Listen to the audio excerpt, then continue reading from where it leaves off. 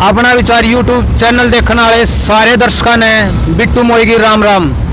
आज सिंघू बॉर्डर पर और हमारे साथ है कुछ किसान नेता, और आज हम बात करेंगे से किसानों की वीडियो वायरल हो रही है जिसमें वे अपनी फसल को अपने आप बांधने लग रहे हैं। तो इसके विषय में आज बात करेंगे। राम राम जी। राम राम जी।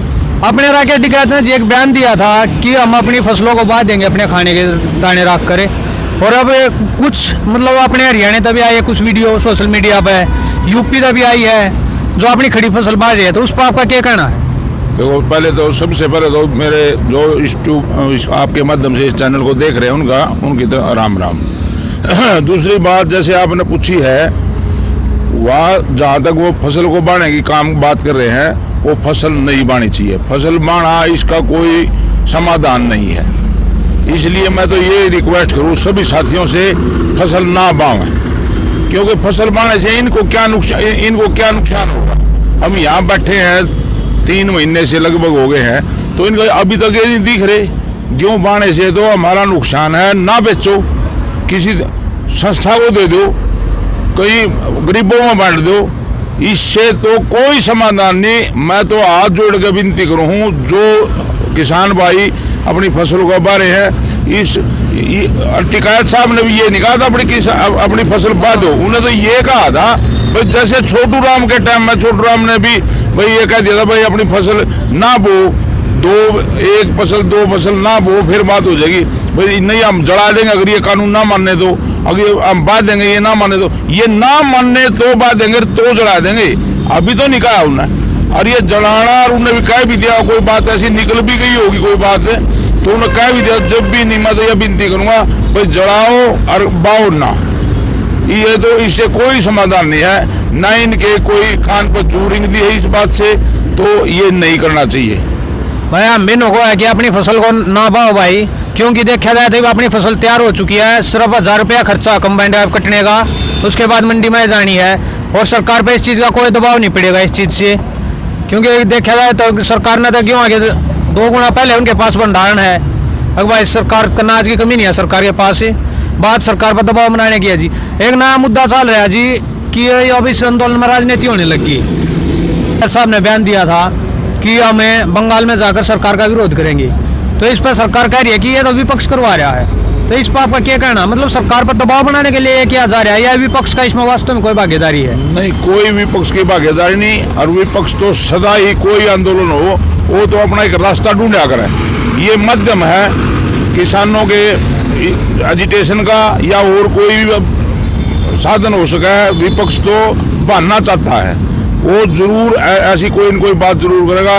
ये कोई बहाना नहीं है, सिर्फ और सिर्फ किसान बैठे हैं अपनी बातों को मनवाने के लिए है। ये किसी की बात ऐसी नहीं, किसी के बकाव में आगे नहीं आ रही। ना ये खालिस्तानी है, ना ये और कोई है।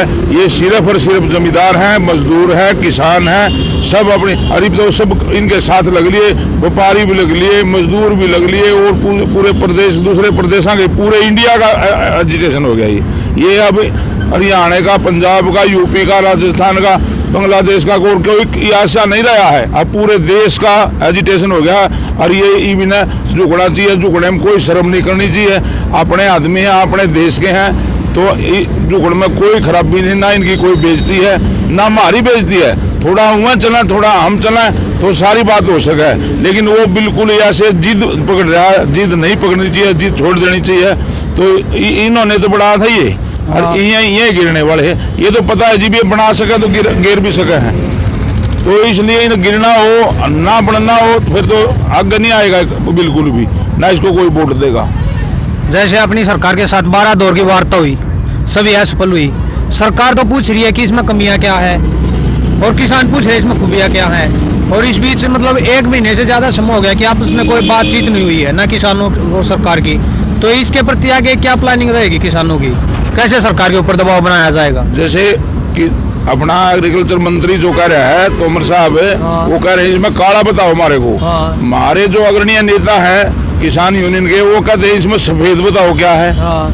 तो ये कहता कई बार मैं दिल की बात करता हूँ। हमने दिल की बात से क्या लेना उसकी, हमारे तो काम की बात कर लो हमारे साथ। तो फिर कहता है भाई एक काल के दूर है, क्या वह काल बता दो कौन सी है, कौन सा नंबर, उससे हम बात कर लेंगे। तो इसलिए हम ज्यादा ना कहते हैं, हम तो यही कहा है इसको परमात्मा सद्बुद्धि देवा और सद्बुद्धि के साथ ये ठीक ठीक हमारे साथ बात करे और ये अपना एजुटेशन हम भी उठा और इसका भी काम चला। लेकिन यहाँ जो आए हैं हम किसान हैं, पहले किसान के बाद सब कुछ है, नहीं तो यही भी कमा है ये भाई ये तो सारी पलटिया के आदमी है, पलटी में के किसान नहीं हो सकते और कहाँ जाओगे, डंगर चाण जाओगे किसान सिर्फ, तो पलटिया में भी सब किसान है, तो ऐसी बात नहीं हो। तो उसके बाद है किसानी के बाद कोई कहीं बढ़ो, किसी ने कांग्रेस में आस्था, किसी ने लोकदल में आस्था, किसी ने बीजेपी में आस्था, किसी ने बहुजन में आस्था, कहीं भी है जिसका जहाँ मेल खाता वहीं उसकी आस्था है, किसान हम सब। तो इसलिए जिंदाबाद। जैसे क्या लगता है जी, अब 1 महीने से ज्यादा हो गया सरकार ने किसानों से कोई बात नहीं की है, तो उस पे प्रति अब आपका क्या है कि हम कैसे सरकार पर दबाव बनाएंगे, क्योंकि सरकार ने एक तरह पल्ला झाड़ लिया कि हम पर तो इसका कोई असर ही नहीं हो रहा। सरकार पता क्या है, वो सरकार तो है ही नहीं।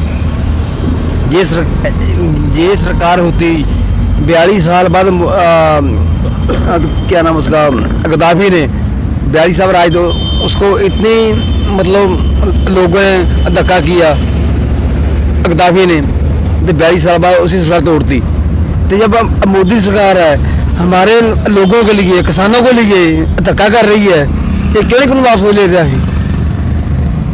ऐसे अब राकेश टिकैत ने एक बयान दिया कि हम जाकर बंगाल में जो अब चुनाव होंगे वहां पर सरकार का विरोध करेंगे, तो इससे सरकार कह रही है कि यही तो एक राजनीतिक है, इस आंदोलन में विपक्ष यहाँ पे राजनीतिक करवा रहा है कि हम विरोध करेंगे, इसका फायदा विपक्ष उठा रहा है। तो आपको क्या लगता है कि इस आंदोलन में ये वो राजनीतिक है या सिर्फ सरकार पर दबाव बनाने के लिए ऐसा किया जा रहा है?